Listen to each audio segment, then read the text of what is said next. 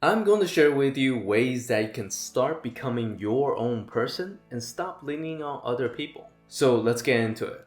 The first is ask yourself, do I have the option of saying no? Look at this clip and what saying no does for you. New generation, they're lucky because they can say they learned that they could say no, and we didn't know that, right?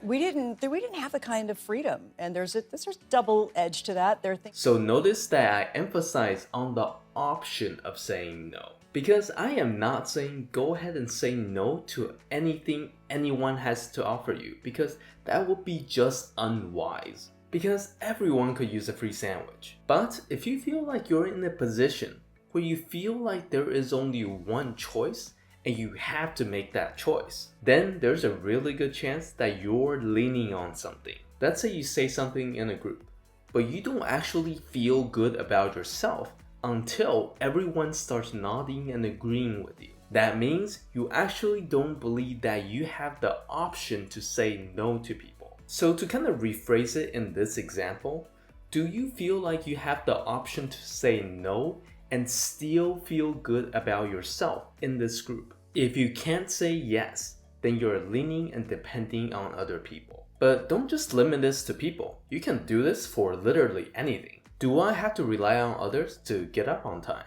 to do my own taxes, cook a healthy meal for myself? And now that you have identified your dependent area, you can go and find a solution for it. If you're looking to become a better person that makes up a better society, hit that subscribe button. But in order to become more independent, excitement in your life is actually very important. Listen to how she talks about obsession. I only know how to act if I'm moved and if I'm interested and curious and obsessed. I just don't know how to do it any other way, so I have to be obsessed with something. When you are excited about something, it moves you into action.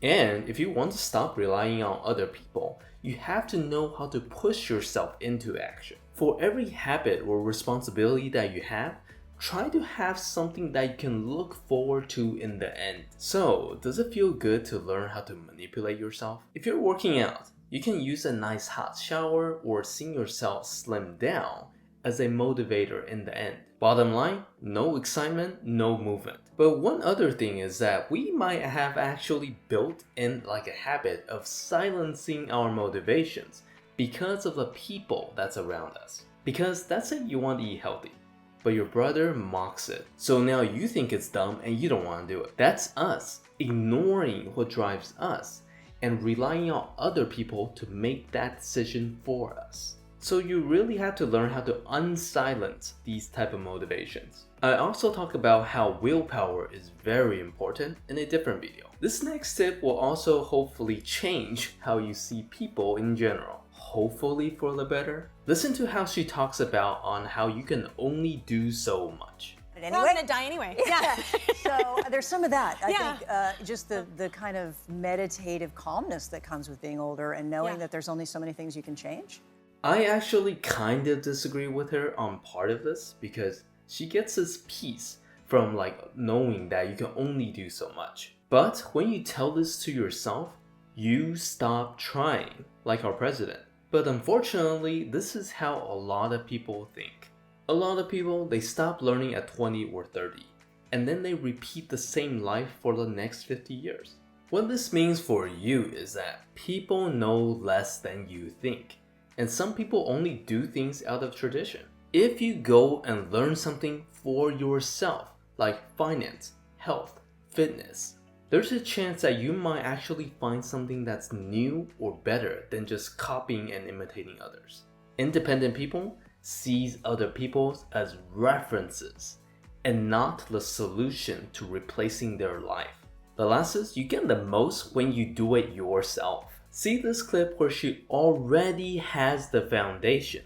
That's why she's able to try out all different new approaches. Things that you cared about in your 50s, and you get to participate in the work in a much more character-driven way. For all the main things that are in your life that are considered essential, learn to do it yourself. And after you have all those foundations set up, now you can go around and play with different approaches. And you want to do these things by yourself because you get the most experience out of it. Unlearn all the bad habits that you have from school, like copying homework, cutting corners, and doing the bare minimum. Understand that if you want to improve in life, you have to stop giving your responsibilities to other people, because you can't cheat in life.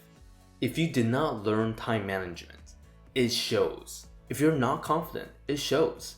If you did not work out for a week, it shows. Let other people do things for you and make decisions for you is equivalent of failing your own life. Sorry, that sounded kind of harsh, but you have to remember that your life is always single player first. Let me know if you like these tips down in the comments, and I will see you in my next video.